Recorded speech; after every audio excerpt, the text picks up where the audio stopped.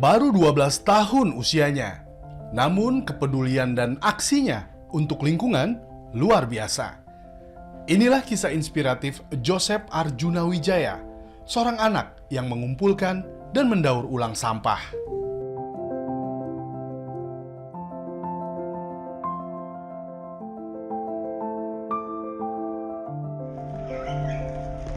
Bermula dari keprihatinan ketika Joseph Arjuna Wijaya melihat realitas lingkungan di sekitarnya.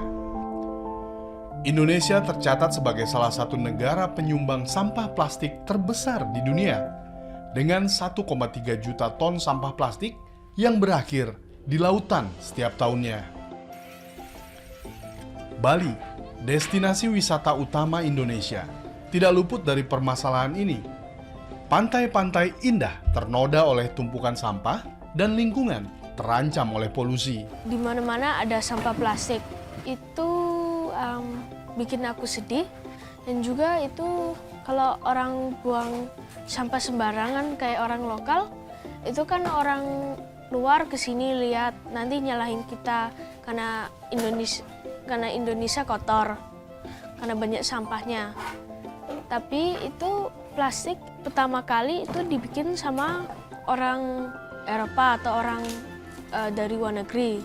Habis itu dibawa ke sini untuk orang pakai, nanti beli itu kebanyakan. Nanti mereka nggak ada solusi, itu sampahnya buang kemana? Itu gimana untuk biar nggak kemana-mana? Mereka pertamanya nggak pikir gitu. Dan iya, habis itu orang buang sembarangan. Kadang-kadang ada yang kumpulin, nanti dibakar. Dan ya, kalau di TPA itu sekarang TPA sudah mau penuh. Saat pandemi COVID-19 melanda, Joseph memulai perjalanannya. Bermain dengan teman-teman dari berbagai daerah, dia mulai memungut sampah dan mendaur ulangnya. Awalnya aku mulai itu dulu aku main deket sini sama temen lokalku. Tuh cari ya botol plastik, tembaga gitu. Habis itu kita kumpul banyak, nanti dijual ke tempat-tempat deket sini, tempat rongsok deket sini. Kita uangnya kalau dapat aku kasih ke mereka aja, karena aku nggak butuh uang untuk beli jajan atau apa. Dan mereka setengahnya mereka pakai untuk mereka sendiri, untuk tabung atau beli jajan gitu. Lagi setengahnya mereka kasih ke mama sama bapaknya. Pasti ada banyak anak kayak gini harus cari botol-botol plastik dan untuk dijual biar bisa dapat uang dikit. Dan juga mereka tanyain aku kalau aku sekolah. Bilang iya, dan mereka tanyain itu sekolahnya rasa kayak gimana, itu harganya berapa untuk masuk sekolah. Dan mereka bilang kurang mampu untuk sekolah. Dan aku pikir pasti ada banyak anak kayak gini yang kurang mampu untuk sekolah, atau uang ada untuk sekolah tapi nggak ada sertifikat akte lahir. Kan ada 16 juta anak di Indonesia yang nggak bisa sekolah karena nggak punya akte lahir. Dengan dukungan orang tua, Joseph mendirikan Joseph Recycling, sebuah inisiatif yang mengubah sampah menjadi berbagai jenis barang. Namanya anak kan nggak bisa dimanipulasi nih, nggak bisa disetting ya. Kalau disetting kan udah kelihatan ya. Tapi nggak, dia memang real murni, memang kemauannya dia kayak gitu. Jadi kita sebagai orang tua cuma support aja sih ya, jadi support aja. Kalau dia maunya kayak gitu ya silahkan gitu. Kalau selagi itu masih bagus buat dia dan buat yang lainnya ya silahkan gitu. Kita nggak terlalu push ya, nggak pernah nge-push dia. Memang dia sukanya kayak gitu. Setiap Selasa, Kamis, dan Sabtu, ia mengumpulkan sampah di sekitar rumahnya. Lantas dengan peralatan sederhana, ia mendaur ulang sampah menjadi karya yang bernilai. Praktek daur ulang sampahnya semakin meluas. Joseph mendistribusikan tempat sampah khusus ke 50 villa di wilayah Berawa, Canggu, Umalas, dan Pererenan.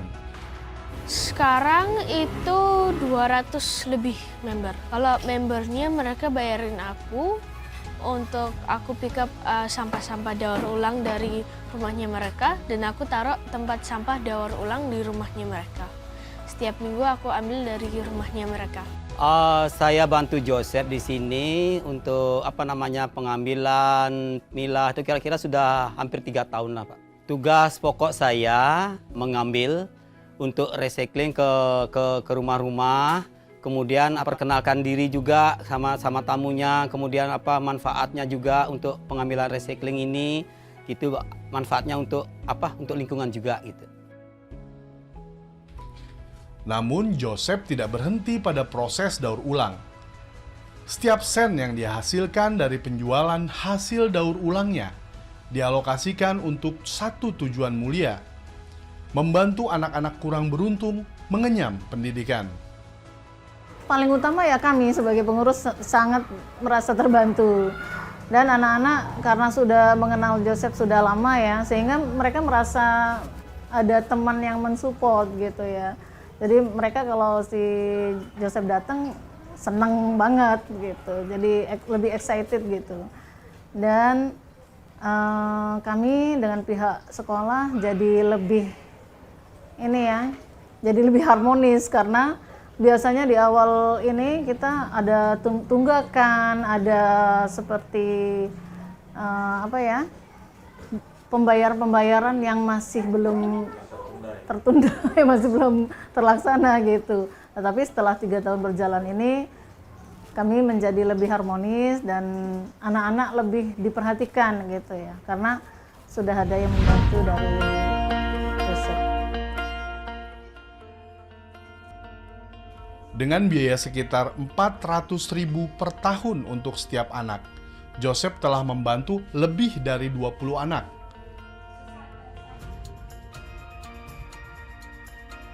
Sebagian besar dari sebuah panti asuhan yang sering ia kunjungi. Kini jumlahnya telah berkembang menjadi 60 siswa yang menerima bantuan biaya pendidikan setiap tahunnya.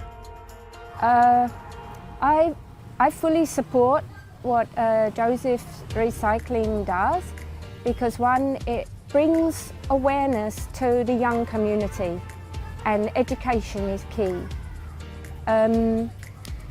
Many adults know like how to perhaps reduce rubbish or to reuse, replant, but if we can educate the next generation, then we can be quicker and more efficient with keeping primarily Bali clean and mostly the environment safe, particularly for children.